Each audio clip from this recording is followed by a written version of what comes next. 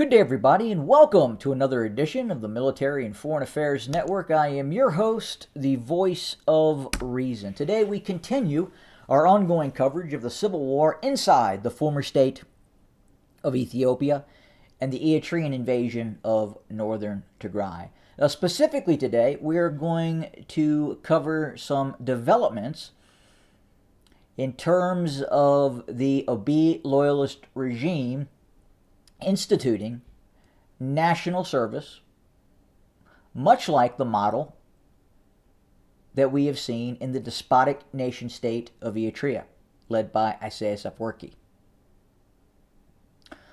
Now, is the Abiy loyalist model initially going to look exactly the same in terms of required national service in the former state of Ethiopia? Is it going to look exactly like the Eritrean model? Well, of course not. As a dictator continues to grab hold of power, they normally don't do it in one swipe. It's incremental. It's progressive. In Eritrea, it was done very, very similar. Initially, national service was not compulsory. Fast forward 30 years into the dictatorship of Isaias Afwerki, everybody goes to the Sawa Training Institute. And I'll head up north here on our map and I'll show you that, and we'll talk about that. We'll look at that. Right now we're looking at the headquarters of the Abiy loyalist military. That's it right there. Downtown Addis Ababa, also known as Finfinne. And I wanted to show you this to try and give you some context in terms of the size and scope of what exists in Eritrea. So not a large military complex. I would say fairly modest by many nation-state standards. The length of this facility, and we'll do it in yards, is about 138 yards across. So essentially 130 by 130 by 130 yards. In meters, the length of the facility, 126 meters. Of the building. Square building, courtyard in the center. Now, we're going to now move to the despotic nation state of Eritrea, and we will show you where all both fighting age male and female coming of age are required to attend the Sawa Military Training Center. Don't you love Google Earth? So initially, it's difficult to grasp the size and scope of the Eritrean Sawa Military Training Center. And again, this is where all persons entering their 11th grade year, either their 11th or 12th grade year of grade school, come for that final year of indoctrination, followed by military service for an unspecified period of time.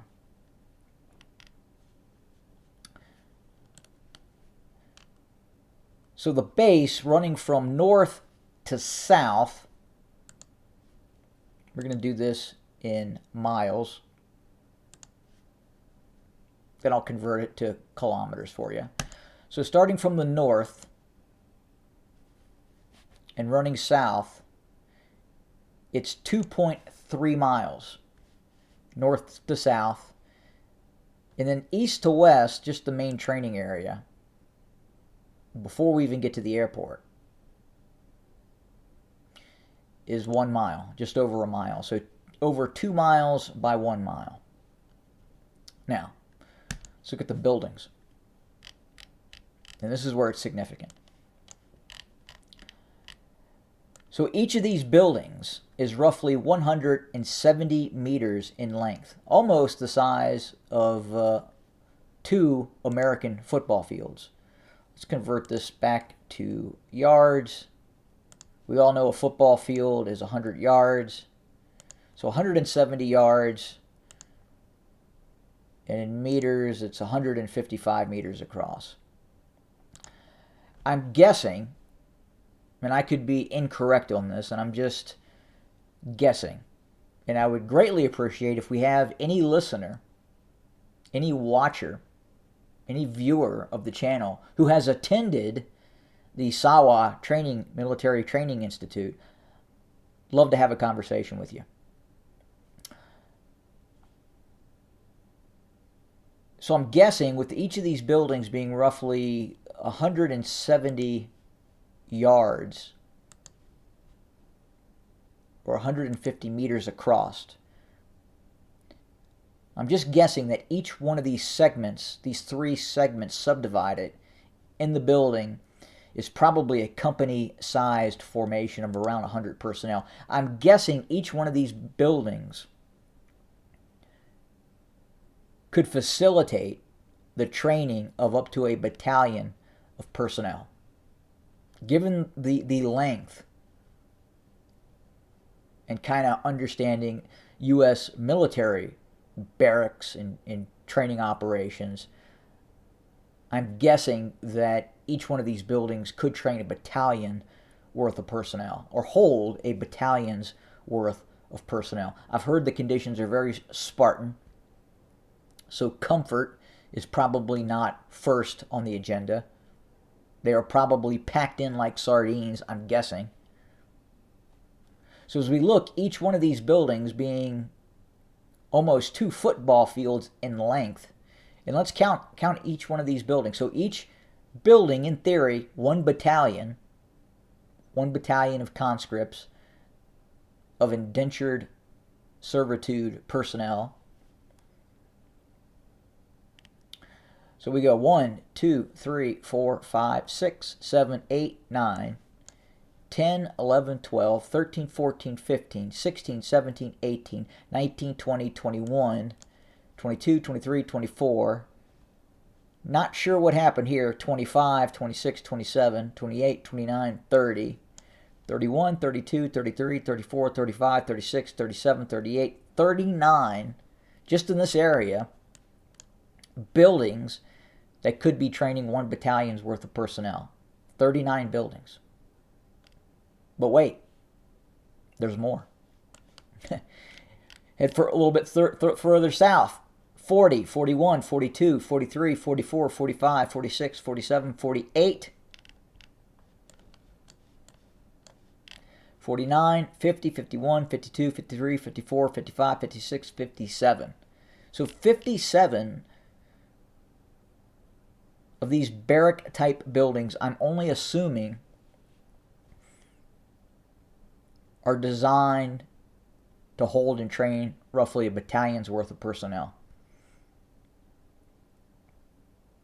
And I'm sure we have a listener who could have possibly attended said facility and quite possibly is much more familiar with the organizational structure of the Eritrean military. And again, feel free to reach out to me. We can have a conversation, and I would like to have that conversation, especially if you have attended Sawa.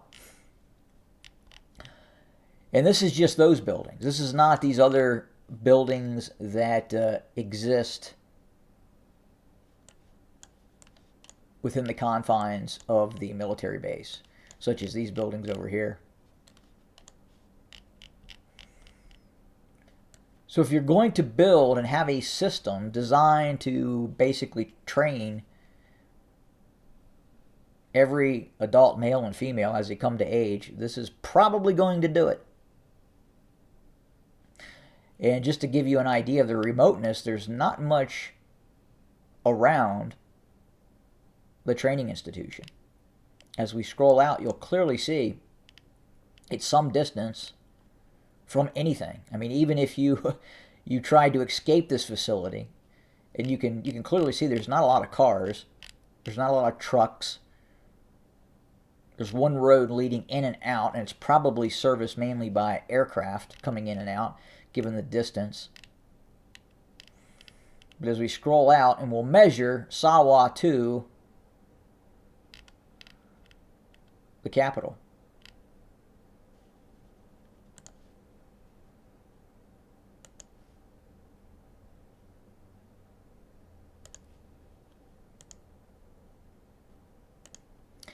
$133 miles.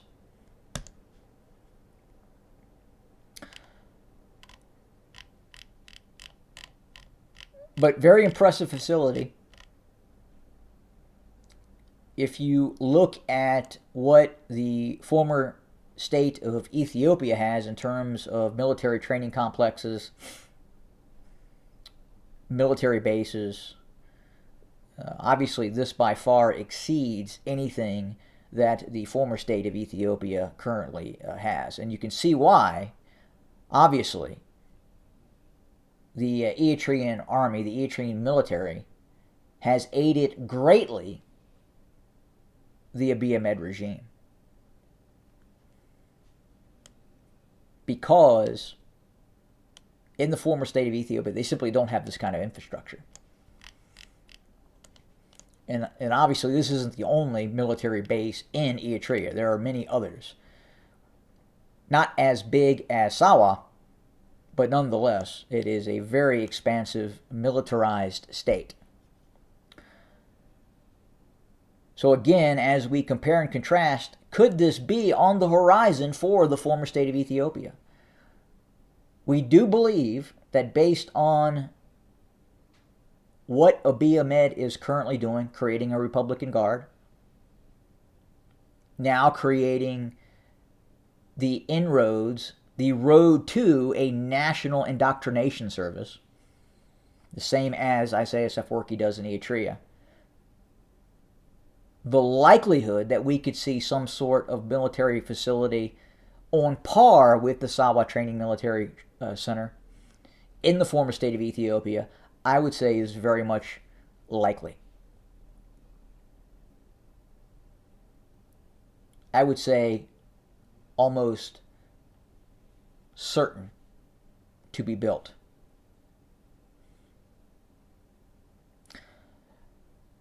So again, anyone who has attended Sawa, please reach out. Again, love to have that conversation. Maybe we could do an interview and you could inform the viewers of your experiences at the Sawa Military Training Center.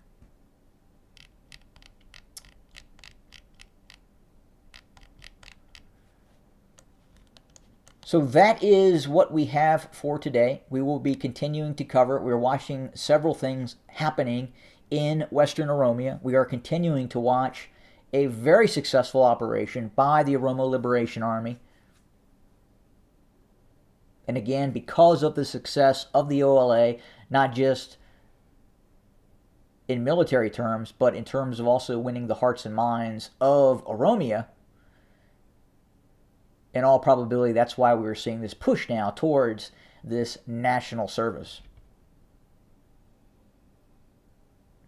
So the military challenges that Abiy has in terms of the Tigrayan Defense Forces, and then compounding that with the Oromo Liberation Army, that is why we are seeing this push towards national servitude. So we will continue to cover, report, and monitor. Thank you for joining us today. More to come very, very soon. Have a good day.